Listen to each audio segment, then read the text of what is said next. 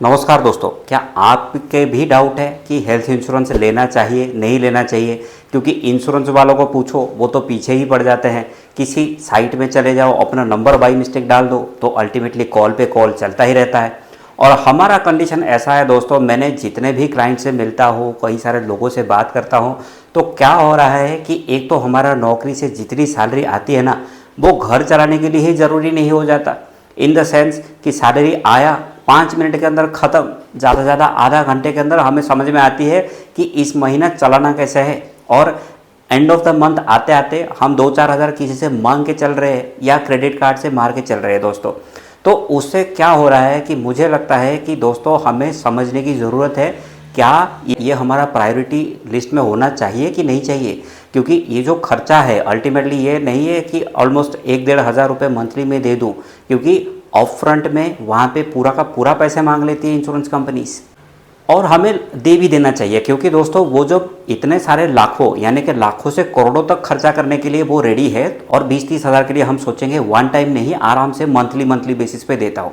तो दोस्तों मान लीजिए कि आप मंथली बेसिस दे रहे हो और पता चला कि आपका सैलरी थोड़ा डिले है या जहाँ से पैसा आना था वो नहीं आया और 2 दिन डिले चल रहा है, एंड उसी दिन आपका कुछ एक्सीडेंट हो जाता है या सर्जरी आ जाता है, तो डेफिनेटली दोस्तों कंपनी तो बोल देगी कि नहीं, आप तो इंश्योरेंस में डिले किया था, आपका इंश्योरेंस वैलिड ही नहीं है, तो हम किस हिसाब से आपको पेमेंट करेंगे। तो वो डिस्प्यूट होने से बेटर है दोस्तों वन टाइम में 1 ईयर के लिए कर सकते हैं। तो वैसा क्यों करना है? तो दोस्तों क्या ये ज़रूरी है कि करना ही है या नहीं करना है? तो चलिए समझ लेते हैं कि क्या हमें इंश्योरेंस में एज एन इन्वेस्टमेंट इसको लेना चाहिए या सिर्फ ये एक एक्सपेंडिचर है, क्योंकि सालाना दोस्तों 25,000 30,000 ऐसे ही जाता रहेगा, है ना। तो हम समझ लेते हैं। तो दोस्तों जैसे दोस्तों मेडिकल इंश्योरेंस में क्या क्या कवर आता है नहीं आता है वो जानने से पहले मैं दोस्तों कुछ चीज़ें आपको बता देता हूँ। जैसे कि कुछ सिनेरियो मेरे दोस्तों के साथ हुआ था। दोस्तों मेरे 2 दोस्त मिलके कंपनी में जा रहे थे, और कंपनी ऑलमोस्ट लाइक 12-13 किलोमीटर का है, एंड रास्ते में आपको पता है ट्रैफिक तो होगा, बिना ट्रैफिक का थोड़ी ना होए कि हमारा गवर्नमेंट ने 4x4 का लेन लगा रखा है, आराम से इंस्टेंटली बैठे और चले गए। और कंपनीज में एकदम से लाविश गाड़ी दे रखा है कि कार में बैठे आप शांति से लेके जॉब पे पहुंच गए। सबकी लाइफ दोस्तों वैसा नहीं है। अल्टीमेटली हमें जाना है बाइक में, और बाइक में कैसे जाते हैं, बारिश से बच के, धूप में बच के, पानी में, अभी तो देख रहे हैं कि किस तरह का पूरा नदी बन जा रहा है रोड के ऊपर, तो उसके ऊपर बचते बचाते हमें जाना ही पड़ता है। तो दोस्तों वो दोनों दोस्त मिलके ऑफिस में जा रहे थे, अचानक से एक ऑटो वाले ने आया और उसने कट मार दी। और आपको तो पता है ऑटो वाले तो ऑटो वाले हैं, उनको कौन समझाएगा कि कहाँ पे कैसे चलाना है, कहाँ पे कैसे नहीं चलाना है। उसने सडन ब्रेक मार दी। तो दोस्तों पीछे जो दोस्त बैठा था उसका सर ही फट गया, क्योंकि वो हेलमेट पे आके टकरा गया उसका सर। अचानक से ब्लीडिंग देख के मेरा दोस्त घबरा गया कि यार हम तो ऑफिस लेके छोड़ने का सोच रहे थे, इसको अचानक से अभी हॉस्पिटल लेके जाना पड़ेगा। तो सब कुछ छोड़ छाड़ के उसने दोस्तों जितना जल्दी हो सकता है उसने हॉस्पिटल में के ज्वाइन करवाया। तो हॉस्पिटल वालों ने भी प्रायोरिटी देखते हुए बोले कि सर आप बैठिए, हम पेशेंट को देखते, और उन्होंने अंदर लेके चले गए। फिर दोस्तों 2 मिनट भी नहीं हुआ, हॉस्पिटल का एक बंदा भागता हुआ आया, बोला कि सर आप 70,000 भर दीजिए, हम उसका ट्रीटमेंट चालू कर देते। ये शौक कि यार अभी तो थोड़ा सा कट ही लगा था, 70,000 किस बात की। उसने पूछा कि यार 70,000 किस बात की है ये। तो दोस्तों हॉस्पिटल वाले ने बोला कि सर आपका जो दोस्त है उनका ब्रेन हैमरेज हुआ है, लगता है उनको कुछ दिखाई नहीं दे रहा है, धीरे धीरे उनका विजन जा रहा है, वो ऐसे ही बड़बड़ा रहे हैं, कुछ भी उनको कुछ समझ ही नहीं आ रही है। हो सकता है कि दोस्तों हो सकता है कि सर उनको आईसीयू में डालना तो पड़ेगा ही, एंड अपार्ट फ्रॉम दैट उनका ब्रेन का एमआरआई वगैरह निकालना पड़ेगा, उनका विजन न चले जाए उसके लिए देखना पड़ेगा। तो ये तो एकदम से शॉक हो गया, यार 70,000 अचानक से, चलो मैं दे भी देता हूँ, बट वो आने के बाद कहीं कोमा में नहीं चले जाए, क्योंकि वो नौकरी ही 70,000 भी एक छोटा अमाउंट नहीं था उसके लिए। तो वो सोच ही रहा था, फिर उसको कॉल करने लगा कि काश लग जाए, थोड़ी बातचीत हो जाए कि यार कैसा है क्या है। तो दोस्तों उन्होंने ऐसे जगह पे बैठा रखा था, ना नेटवर्क है ना कुछ है। उसके ऊपर से उसने जो बोल के गया कि उसका ब्रेन हैमरेज हो गया है, वो भूल सकता है, उसका विजन चला जा सकता है, तो ये पूरा का पूरा पैनिक में। फिर दोस्तों फिर भी 2-4 बार कॉल किया, फिर एक मैसेज किया। नसीब से वो मैसेज का रिप्लाई आया, अरे मेरे को ये लोगों ने बिठा रखा है, ये लोग कुछ कर ही नहीं रहे हैं।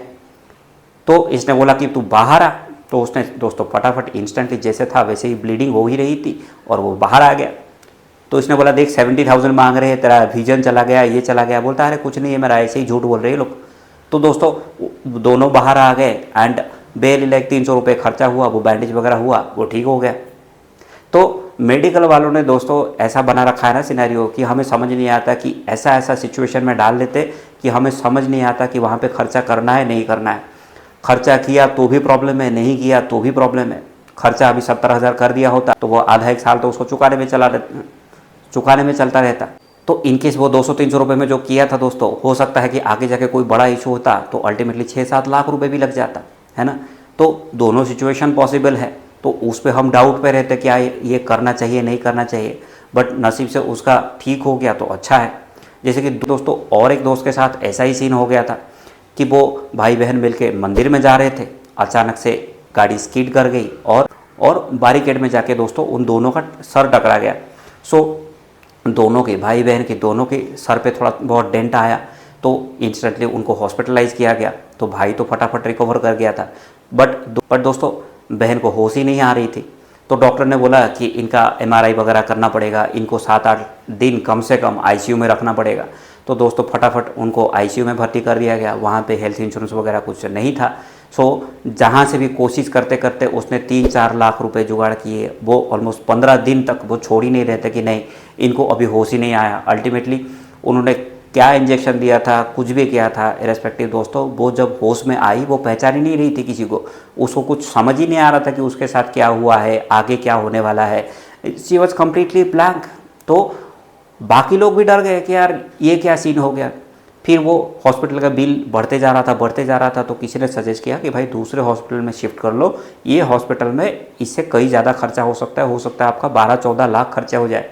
तो दोस्तों दूसरे हॉस्पिटल में शिफ्ट किया। फिर दूसरे हॉस्पिटल वालों ने दोस्तों कुछ दिन रखा और वहीं से थोड़ा कम खर्चे में हो गया। But at the end of the day दोस्तों 5-6 लाख रुपए उसका खर्चा हो गया। सिर्फ इसलिए कि वो सिर्फ बाइक से गिरे, उनका सर टकरा गया और वो हेलमेट नहीं पहने थे। तो दोस्तों कभी भी जाते आते आप ये मत सोच के चलिए कि हेलमेट के बिना आराम से चल जाएगा। तो इस तरह का सिनेरियो क्रिएट ना हो और आपकी पूरा फाइनेंसेस ना बिगड़ जाए तो दोस्तों हेलमेट पहन के चला कीजिए।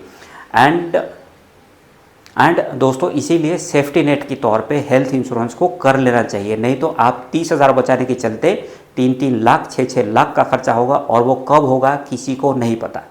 जैसे कि और एक दोस्त का था, अच्छा है कि हेल्थ इंश्योरेंस उसने किया था। इनकेस नहीं किया होता तो उसका क्या होता सोचिए। मैनेजर का पोस्ट में था तो वो काम पे लगा हुआ था, एक दिन काम पे गया हुआ था, अचानक से उसको कॉल आता है पिताजी का तबीयत ख़राब है, अचानक से वो ब्रीद नहीं कर पा रहे हैं और उनको हम एम्बुलेंस में हॉस्पिटल लेके आए हैं, आप जल्दी आइए। दोस्तों उसने फटाफट अपना सारे काम छोड़ छाड़ के इंस्टेंटली भागा रोते हुए कि पिताजी को क्या हो गया अचानक से, कहीं कुछ बड़ा सीरियस तो नहीं हो गया। दोस्तों जाके वो पहुंचा, देखा तो डॉक्टर ने सब कुछ बना के रेडी रखा है। अब हर कोई साथ तो है बट अल्टीमेटली वो बोल रहे हैं कि कम से कम 2 लाख रुपए अभी डिपॉजिट करेंगे तो हम ऑपरेशन चालू करेंगे, क्योंकि उनका हार्ट में ब्लॉक हो गया है, वो ब्लॉक निकालने पड़ेंगे तभी जाके वो बचेंगे, नहीं तो कुछ देर में वो मर भी सकता है। तो दोस्तों ये क्या करेगा सोच रहा था। तो दोस्तों जहाँ पे उसको ज्वाइन किया हुआ है वो कोई नेटवर्क हॉस्पिटल में नहीं था, तो अल्टीमेटली अपफ्रंट में पे करना था। तो अच्छा है उसके पास 2-3 क्रेडिट कार्ड था, तो उसने 2 लाख रुपए क्रेडिट कार्ड से निकाल के फटाफट दे दिए। एंड फिर दोस्तों से मांगा तो दोस्तों ने हेल्प कर दिया 2-3 लाख रुपए। सो अप्रॉक्सीमेटली 5-6 लाख इंस्टेंटली दोस्तों उसने पे किया। तो 2-3 दिन डॉक्टर ने रखा, ICU में वो रहे, उसके बाद वापस आए और घर के बाद भी थोड़ी बहुत चीज़ें चल रही थी। But at the end of the day दोस्तों टोटल 7 लाख रुपए की खर्चे हो चुकी थी विदिन 6-7 डेज, जो कि किसी को एंटिसिपेट था ही नहीं कि ऐसा भी कुछ हो सकता है। बट नसीब से अच्छा था, 7 लाख तो उसने खर्चा किया था। बट इंस्टेंटली जैसे ही उसने क्लेम किया 15 दिन के अंदर उसका क्लेम सेटलमेंट में पूरा का पूरा पैसा आ गया। तो जिस से मांग के वो लेके आया था उसने फटाफट उनका दे के क्लियर किया। इनकेस दोस्तों आपका सिचुएशन होता तो आप क्या करते। अब मान लीजिए कि आपने किसी तरह तो रो धो के अल्टीमेटली आदमी करेगा क्या, बिना करे अपना जो फैमिली मेम्बर है वो निकल जा सकता है। मेडिकल्स को क्या है, मेडिकल्स को तो ऐसे हज़ारों पेशेंट आते हैं, उसमें से मेजोरिटी ठीक होके जाते हैं और कुछ है जो अल्टीमेटली मर ही जाते हैं, उसको कोई बचा ही नहीं सकता। बट आपके पास पैसा है तो दोस्तों आपको मरने से ज़्यादा जिंदा रहने में लोग हेल्प करते हैं, चाहे वो मेडिकल हो या कोई भी हो। इनकेस वो नहीं है तो आप सामने भी गिड़गिड़ाते हुए मर जाओ, बट किसी को कोई पड़ी नहीं है ना। इनकेस आपने 7 लाख रुपए भी किसी से रोध होके ले आते तो क्या होता कि पिताजी तो ठीक हो गए, मान लीजिए आपका कंडीशन ऐसा हो गया कि ज़िंदगी भर आप काम करने में लगे हुए हैं, क्योंकि 7 लाख का एटलीस्ट 3% के रेट ऑफ इंटरेस्ट में मिलता, क्योंकि आप इमरजेंसी में हो। 3% मतलब 21,000 रुपये सिर्फ इंटरेस्ट ही हर महीना बनता है, और इंटरेस्ट ही 21,000 भरते रहेंगे तो बेस कब क्लियर करेंगे।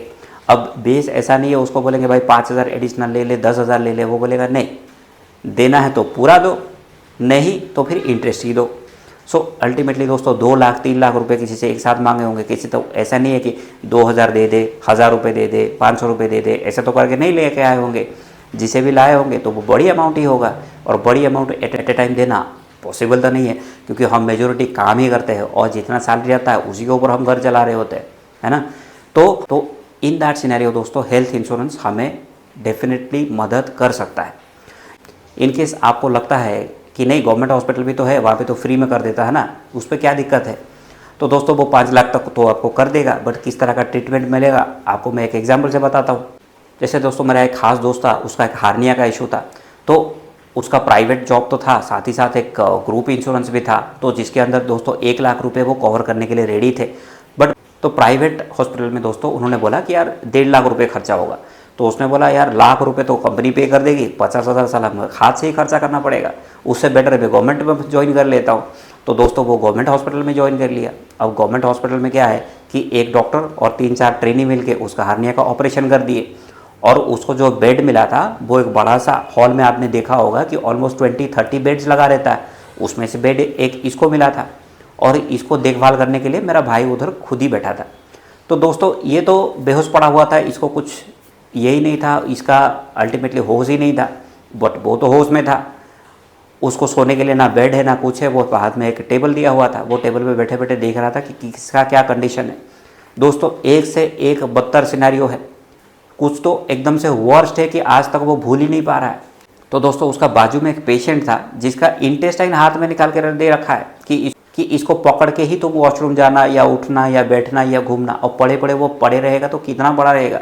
अब इंटेस्टाइन को लेके कोई हाथ में घूम रहा है, कुछ तो एक अलग सा ही चीज़ है उसके हाथ में, ये देख के एकदम से शॉक। अब उल्टी भी आ रहा है बट वो कर नहीं पा रहा। फिर थोड़ी देर बाद एक पेशेंट को लेके आए जिसका पूरा का पूरा एक्सीडेंट की वजह से पूरा पैर ही कट गया है, वो बेचारा चिल्ला रहा है, रो रहा है, और पूरा का पूरा पैर कटा हुआ, ब्लड हर तरफ फैला हुआ। कैसा लगता होगा दोस्तों वो देखने के लिए, एकदम से उसका रोंगटे खड़े हो गए, जो कि आज की डेट पे भी याद आता है ना, वो एक एक टाइम में सोचता है वो क्या था करके। तो दोस्तों वहाँ पे 5-6 दिन उसको बेड रेस्ट में रहना पड़ा, तो हर दिन कोई ना कोई अलग जाता था। ये तो 3-4 दिन तक आने के बाद बीमारी हो गया, ये ठीक ही नहीं हो पाया। तो बाकी जो दोस्त लोग गए तो अल्टीमेटली वो थोड़ा बहुत ठीक थे, बट इसका कंडीशन वो देख के एकदम से वर्स्ट कंडीशन में चला गया।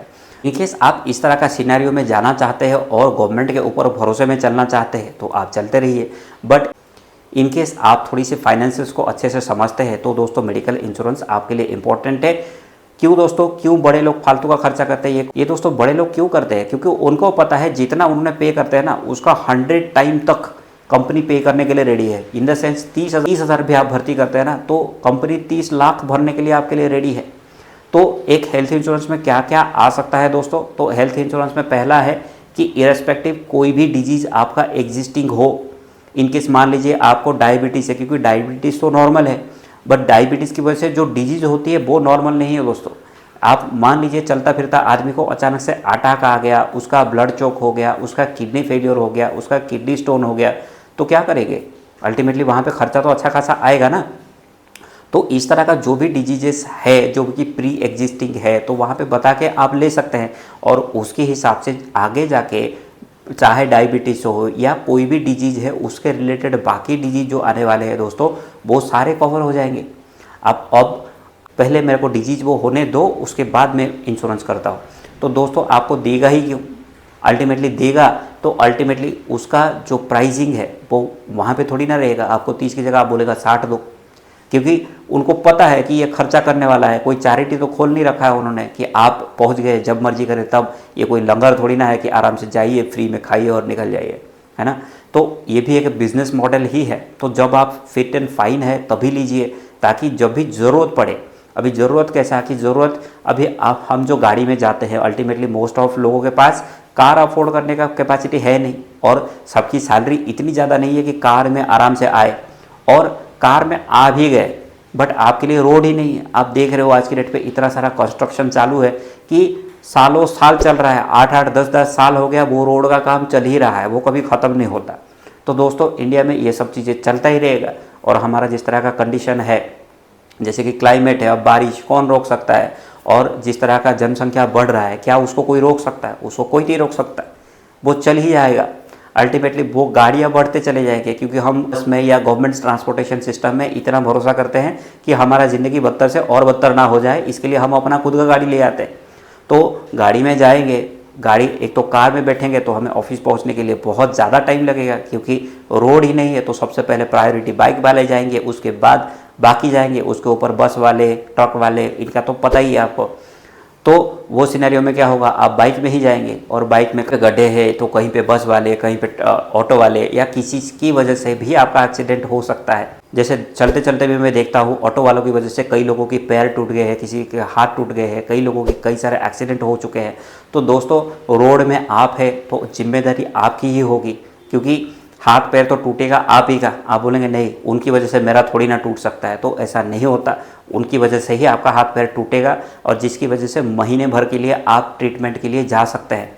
तो ऐसा होता है। तो दोस्तों ये सारे चीज़ें भी उसी के अंदर कवर होता है। जैसे कि मेरा दोस्त का एक ऑटो में जा रहा था, अचानक से कार वाले ने कट मारने के चक्कर में उसका पूरा का पूरा थाई का लेग ही तोड़ दिया।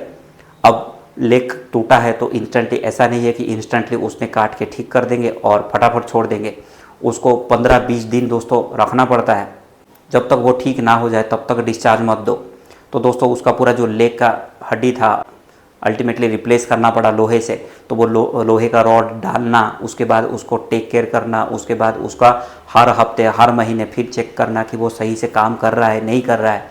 तो दोस्तों वहाँ पे पैसा खर्चा आता है। तो मेडिकल इंश्योरेंस है तो ये सारे चीज़ें कवर हो जाता है। एक तो प्री एग्जिस्टिंग भी हो गया, उसके साथ इन हॉस्पिटलाइजेशन इन द सेंस कि एम्बुलेंस में लेके जाना तो एम्बुलेंस कवर है। उसके बाद जितना भी ट्रीटमेंट जिस तरह का, जैसे कि पैर का फ्रैक्चर हुआ है, पूरा बोन टूटा हुआ है, तो वहाँ पे जो लोहे का रॉड डालना है वो भी कवर है। उसके अलावा जो डेली का आप इन हॉस्पिटलाइजेशन की वजह से जो दोस्तों जितना दिन भी आप हॉस्पिटल में रहे, तो ऐसा तो नहीं है कि वो फ्री है।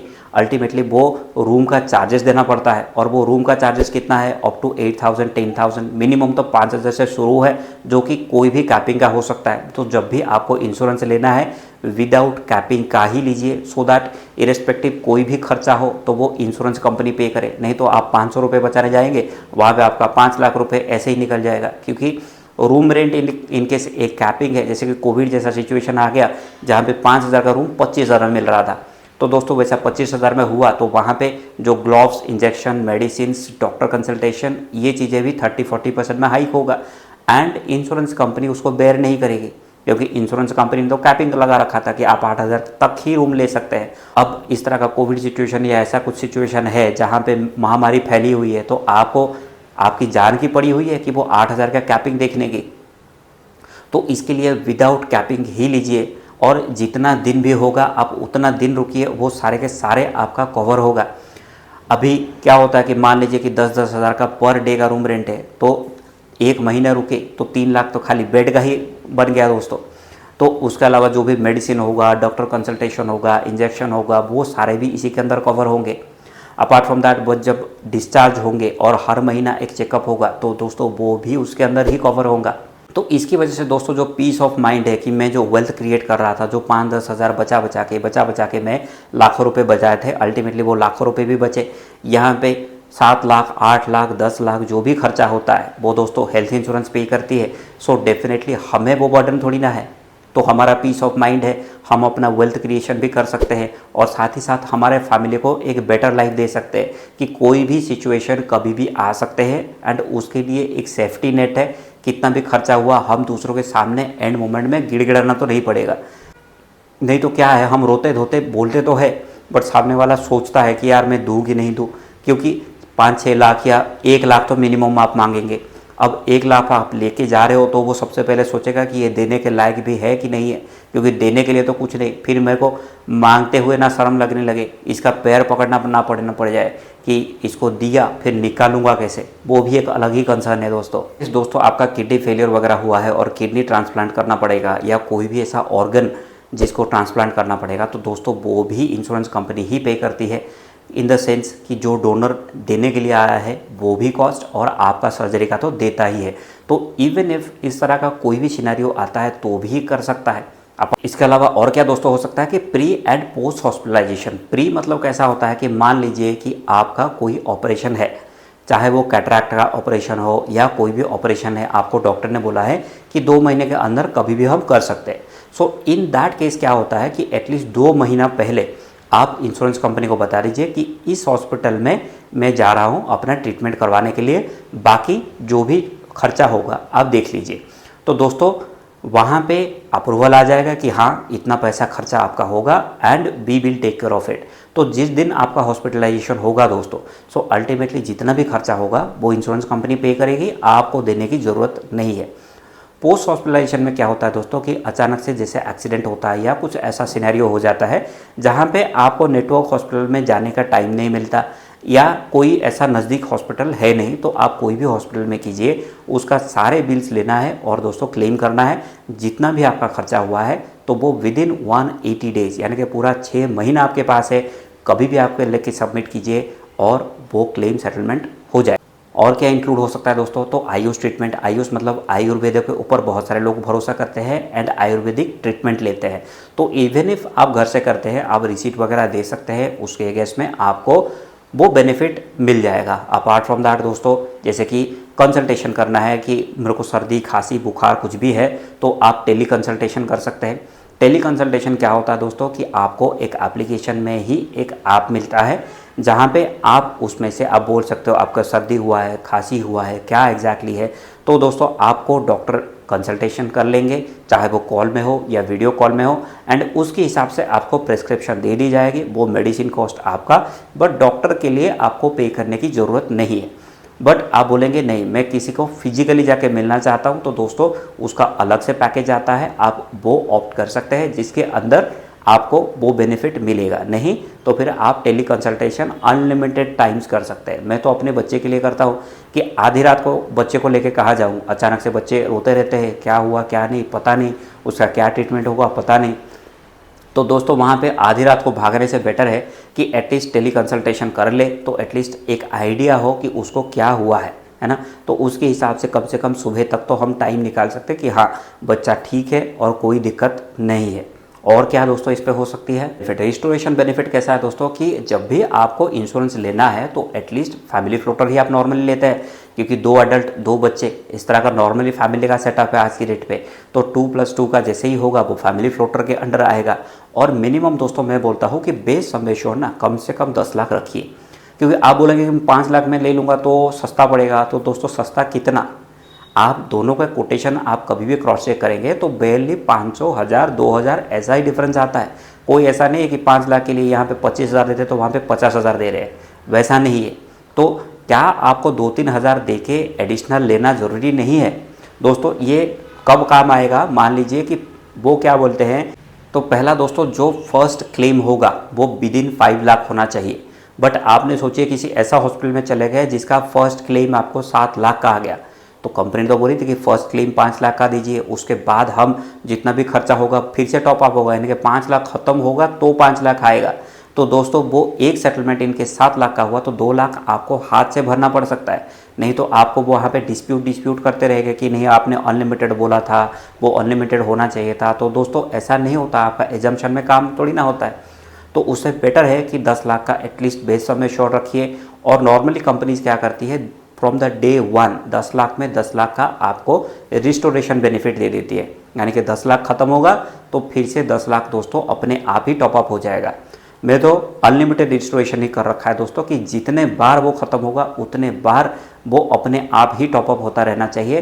तो इरेस्पेक्टिव मेरे पास लाखों खर्चा हो, करोड़ों खर्चा हो दोस्तों, that has to be taken care by the health insurance.